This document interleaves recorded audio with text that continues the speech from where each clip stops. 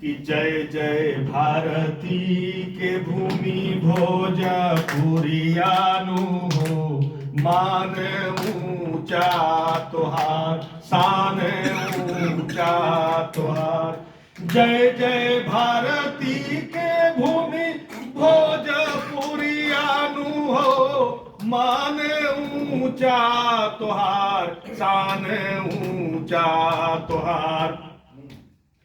भारत माई जब पुकारे, देशवा जब मांगे खून, तोहरी कोखिया में जमलन बिरनवानु हो, मान ऊंचा तोहार, शान ऊंचा तोहार।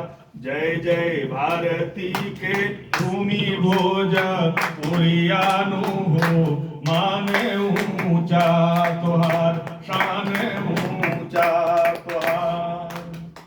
वेद भूमि जैन बुद्ध खालसा के धाम हुए, वेद भूमि जैन बुद्ध खालसा के धाम हुए, पीर के मजार हुए, बाबा विश्वनाथ हुए। बापू बनले महात्मा एही ठैयानु हो, मान ऊंचा तोहार, शान ऊंचा तोहार। जय जय भारती के भूमि भोजपुरियानु हो, मान ऊंचा तोहार, शान ऊंचा तोहार। माई तोरा मटिया हो ज्ञान के गेठरिया रे, राम लखन पढ़े गईलन बगसर नगरिया रे, राम लखन पढ़े गईलन बगसर नगरिया रे।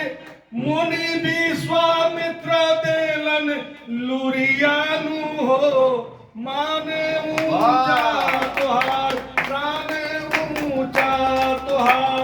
जय जय भारती के भूमि भोजपुरियानु हो।